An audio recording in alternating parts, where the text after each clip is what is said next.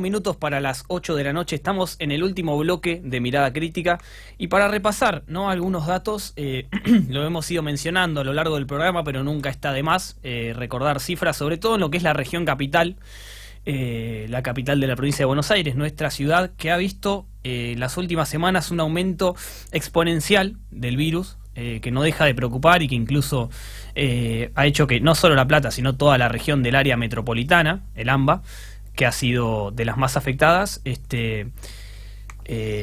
tengan que volver atrás con ciertas restricciones. 796 son los infectados de La Plata y hay 327 dados de alta, 21 fallecidos, esos son los números a día de hoy, a falta del parte oficial.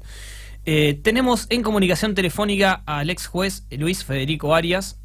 Comunicación telefónica no, vía Skype, sepan perdonarme, es todo nuevo esto para mí, así que bueno, estamos adaptándonos a las nuevas tecnologías y a lo que demanda el aislamiento. Luis, ¿cómo estás?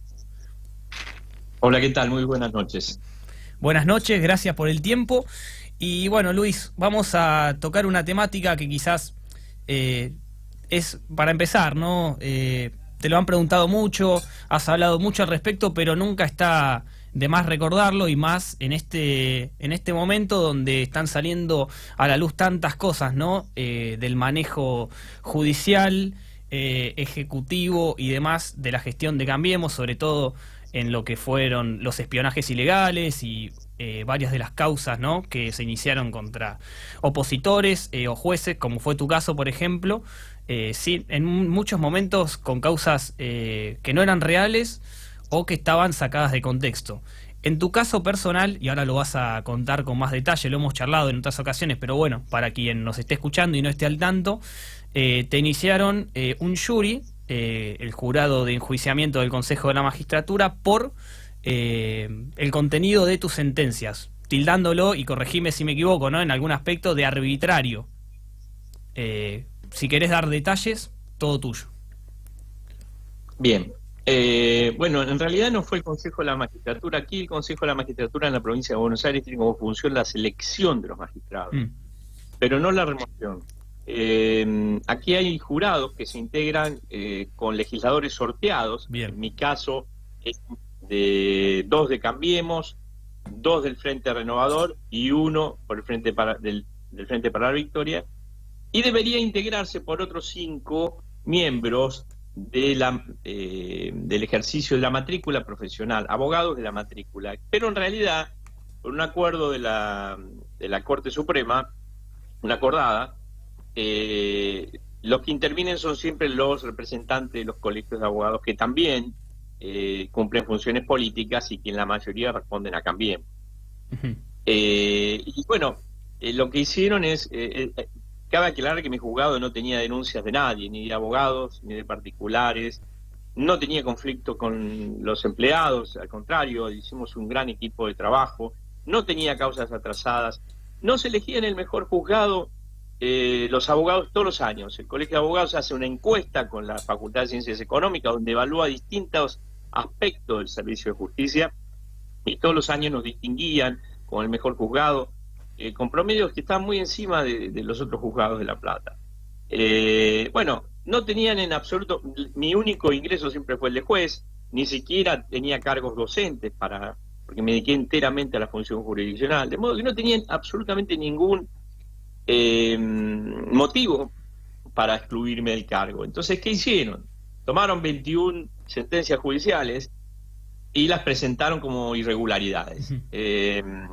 Algunas de ellas eran conflictos con jueces penales, conflictos de competencia que son usuales en todo el ámbito del Poder Judicial, son frecuentes, cotidianos, y los presentaron como irregularidades. Esto lo hizo Julio Contegrán, hay que aclararlo. El único acusador que yo tuve fue Julio Contegrán. No hubo ni la Corte ni la Comisión Bicameral, que son los otros organismos que pueden acusar, lo hicieron. Se les dio traslados, no lo hicieron. El único que acusó fue Contegrán.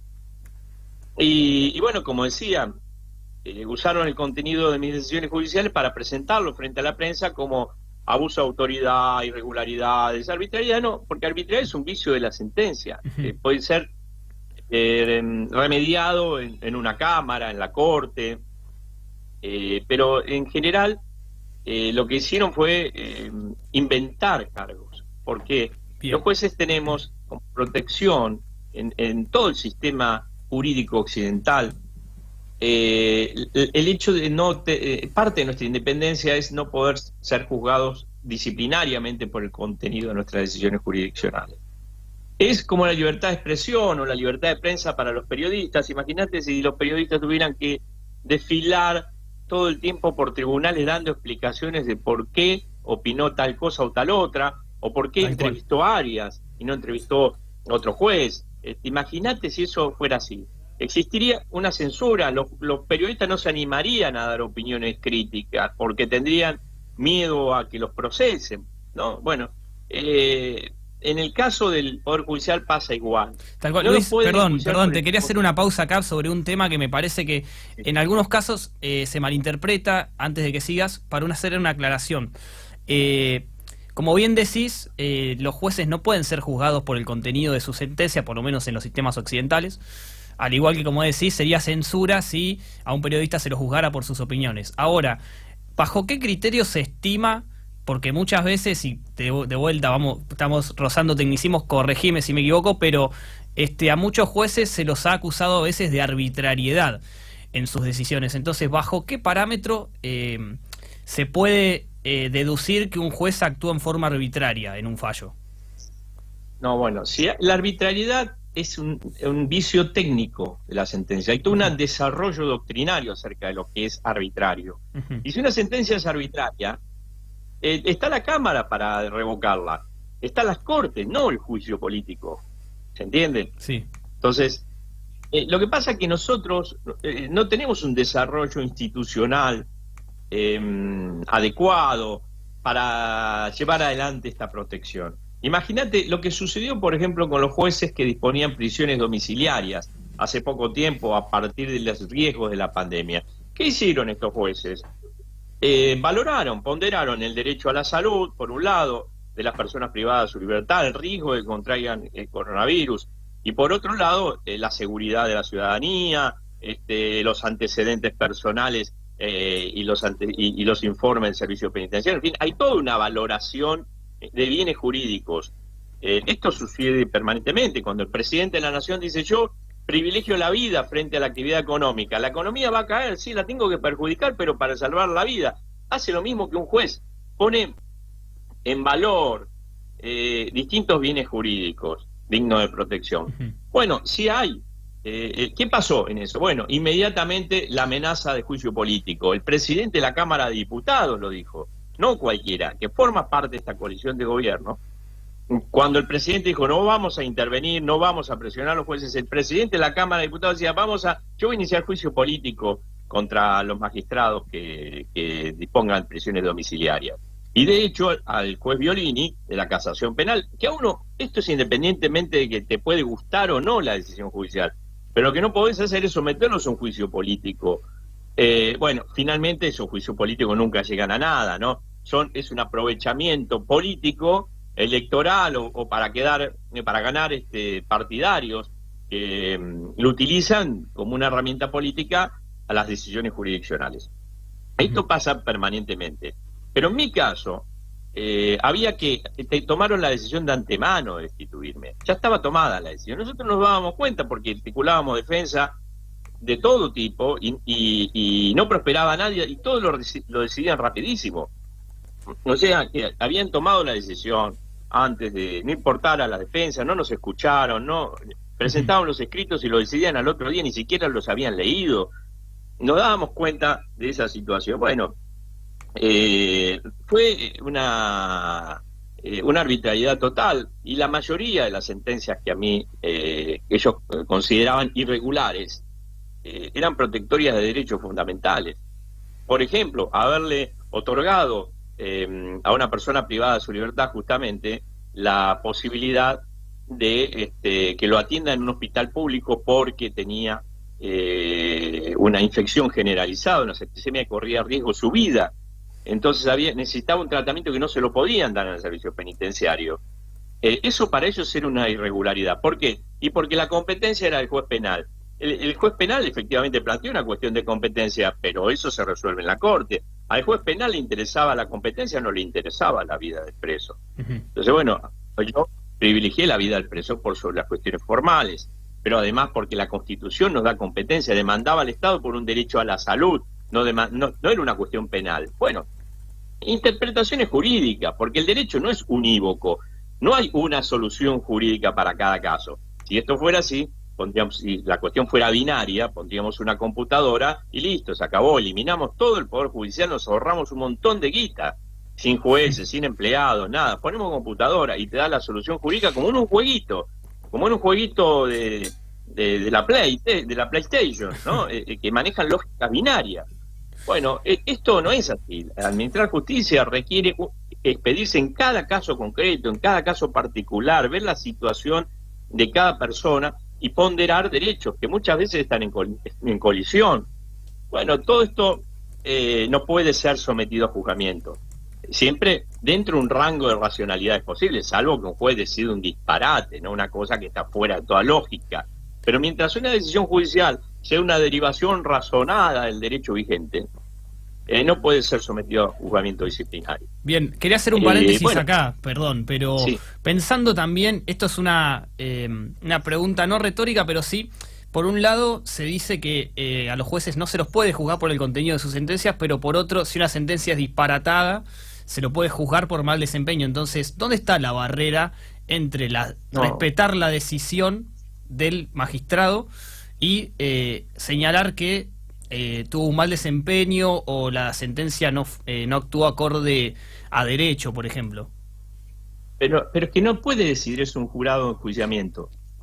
¿Y quién lo puede, de nuevo. ¿quién lo puede El jurado de decir? enjuiciamiento no puede decir esta sentencia no se ajusta a derecho. No lo puede decir.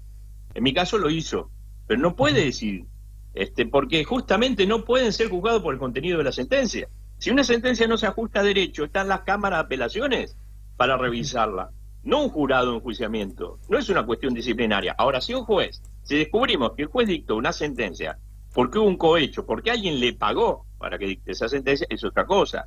Si descubrimos que hay un juez que dictó una sentencia estando inhabilitado para ello porque tenía causales de excusación, porque era amigo de una de las partes, es causal de juicio político. Ahora, si descubrimos que un juez maltrata a sus empleados, es causal de juicio político. Si descubrimos que un juez comete un abuso sexual, es causal de juicio político. Si comete un delito, puede ser causal de juicio político. Bien, pero jamás por el contenido de los fallos. Bien. ¿Se entiende? No los fallos. Porque, reitero, no hay una solución jurídica para un solo caso. Hay una interpretación, un rango de racionalidades posibles. Ahora vos decís una sentencia disparatada. ¿Qué es eso técnicamente? Es nada. ¿Quién dice que una sentencia disparatada o no? Yo cité algo que usted dijo hace un rato. Pero a ver, el derecho es una técnica. Algunos dicen que es una ciencia. Para mí es una técnica. Pero, a ver, ¿qué es disparatado? No es ningún concepto jurídico disparatado. No hay un concepto jurídico que diga una sentencia es disparatada. ¿Qué es algo disparatado? No, lo dijo usted hace 5 minutos, por eso le preguntaba en qué casos podía ser disparatada una sentencia o... Sí. Mirá, vamos a un ejemplo concreto. Hay un corte de calles por una protesta. Un juez puede decidir, se somete a un proceso judicial porque está afectado el derecho a la circulación. La Constitución consagra el derecho de circular libremente y hay personas que no nos dejan circular libremente. Entonces, un juez puede decidir, está en juego el derecho a la protesta también, ¿no? El derecho a la protesta, el derecho a circular libremente. Un juez puede decidir, hacer lugar a decidir que está afectado el derecho a la circulación, que la protesta debe cesar y que la gente tiene que circular libremente. Esto hacen los jueces penales, que además lo califican de delito. No algunos, el fiscal Romero, Melazo en su momento, consideraron que esto era un delito, un disparate, no es un delito. Hay dos derechos en colisión. Bueno, eso sí es un disparate, pero eso no lo juzga nadie. Entonces, a ver, de todos modos, no sería motivo, digo, de una cuestión disciplinaria, aun cuando el juez decida que es un delito. Pero también otro juez puede decir, no, acá hay el derecho a la protesta, es un derecho social, debe prevalecer por sobre el derecho individual de circular libremente. En consecuencia, el ciudadano que tiene que circular tiene que esperar, porque hay que respetar ese derecho a la protesta, y su decisión es válida. Es tan válida como el que dice que tiene que cesar.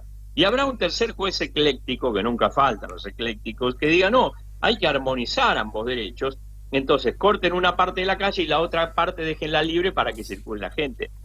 Es decir, hay varias interpretaciones, no hay una. Entonces, ¿de qué depende que un juez adopte una decisión u otra? Bueno, dependerá de múltiples factores, fundamentalmente de su ideología, de la forma que ha construido su subjetividad, el sector social al que pertenezca. El libro que leyó la semana pasada, o si se peleó con su esposa, su compañera el día anterior, o con un amigo, dependerán de múltiples factores. Pero quiero decir,